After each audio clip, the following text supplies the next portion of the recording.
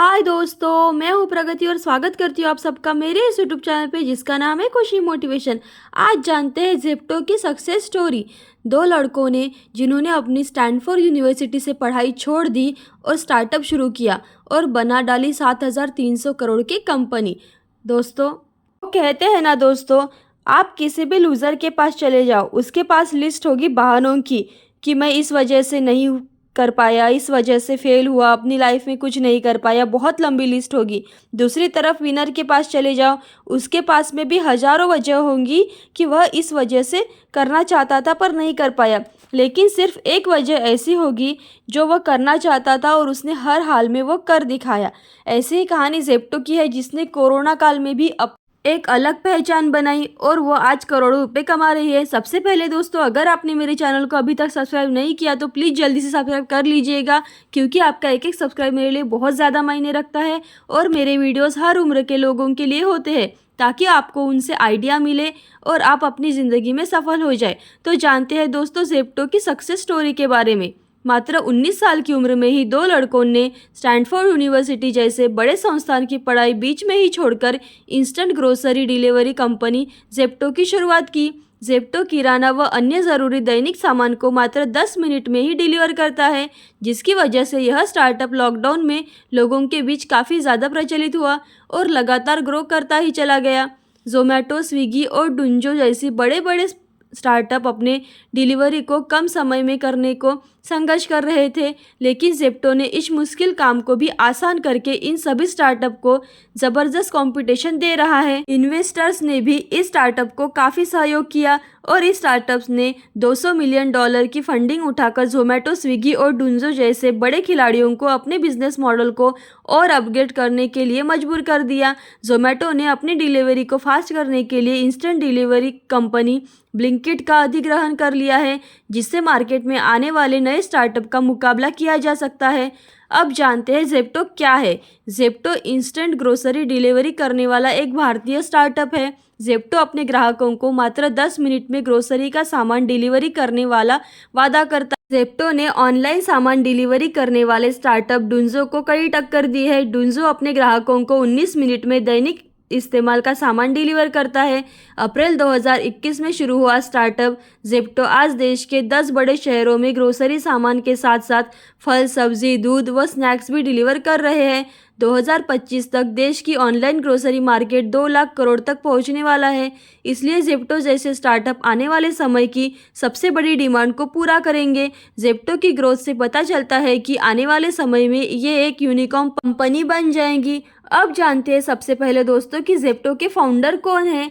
आदित्य पलीचा व केवल वोहरा ज़ेप्टो के फाउंडर हैं। आदित्य व केवल दोनों ने ही अपने ग्रेजुएशन की पढ़ाई के लिए स्टैनफोर्ड यूनिवर्सिटी में एडमिशन लिया था।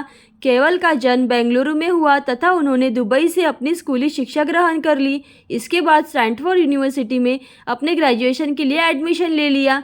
2020 में आदित्य के साथ मिलकर उन्होंने अपने स्टार्टअप की शुरुआत की थी। आदित्य पलीचा 17 साल की उम्र में ही स्टार्टअप कर रहे हैं। 2018 में उन्होंने स्टूडेंट के लिए गोपूल नामक की सर्विस की थी। किराना स्टोर से पहले आदित्य एआई आधारित एक प्राइवेसी पॉलिसी से प्रोडक्ट भी लीड कर चुके हैं। अब जानते हैं दोस्तों ज़ेप्टो की शुरुआत कैसे हुई। ज़ेप्टो के दोनों फाउंडर आदित्य पलीचा और केवल वोहरा स्टैनफोर्ड यूनिवर्सिटी से कंप्यूटर साइंस की पढ़ाई करने के लिए गए थे। भारत में स्टार्टअप कल्चर की वजह से 100 से अधिक यूनिकॉर्न कंपनियां बन चुकी थी। एक के बाद एक यूनिकॉर्न कंपनी की सफलता की कहानी सुनकर ही आदित्य और केवल ने भारत आने का मन बना लिया। भारत में आने के बाद उन्होंने 2020 में किराना कार्ट की शुरुआत की। किराना कार्ट महाराष्ट्र के आसपास के शहरों में अपनी सर्विस प्रदान कर रहे थे। किराना कार्ट अपने ग्राहकों को 45 मिनट में ग्रोसरी डिलीवरी कर रहे थे। ग्राहकों को मिले फीडबैक से पता चला कि लोगों को उनके ऑर्डर 10 से 15 मिनट तक ही प्राप्त हो जा रहे थे। 2021 में जब देश में लॉकडाउन लगा तो पूरा देश घरों में कैद हो गया था। उस समय ज़्यादातर बिजनेस, फैक्ट्री व दुकानें बंद हो चुकी थी। लोगों को अपनी दैनिक जीवन में इस्तेमाल होने वाली चीज़ों के लिए भी ज़रूरत पड़ती थी, लेकिन उस समय केवल कुछ ही ऑनलाइन प्लेटफॉर्म ये सुविधा दे पा रहे थे। सभी ऑनलाइन प्लेटफॉर्म को ऑर्डर डिलीवरी करने के लिए कम से कम 5 से 7 दिन का समय ले रहे थे। आदित्य व केवल भी इस समस्या को समझ रहे थे और पड़ोसियों से पूछने पर पता चला कि ये समस्या लगभग हर इंसान को हो रही है। इस समस्या को दूर करने व मार्केट गैप को भरने के लिए आदित्य व केवल ने जेप्टो की शुरुआत की। जेप्टो का आइडिया किराना कार्ट से ही आया था, क्योंकि किराना कार्ट के समय लोगों को उनके ऑर्डर 10 से 15 मिनट मिल जाया करते थे, इसलिए इन दोनों को अब यह आइडिया आया और उस पर पूरा विश्वास भी था। अब जेप्टो के फाउंडर कैसे बने भारत के सबसे अमीर युवा।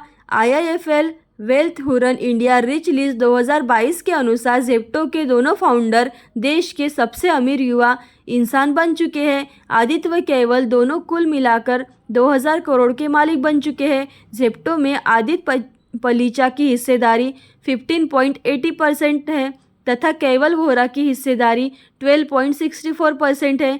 इस समय केवल वोहरा की उम्र मात्र 19 साल है और उनकी संपत्ति 1000 करोड़ को भी पार कर चुकी है।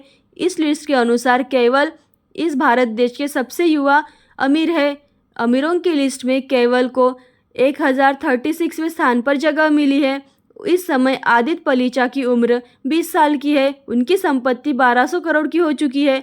अमीरों की लिस्ट में आदित्य को 950वें स्थान पर जगह मिली है। अब जानते हैं दोस्तों कि जेप्टो ने अभी तक कितनी फंडिंग उठाई है। ये सबसे मेन पॉइंट है। जेप्टो ने इन्वेस्टर से काफ़ी रुचि दिखाई है, जिसके कारण उन्होंने एक के बाद एक फंडिंग राउंड में अरबों रुपए जुटाए हैं।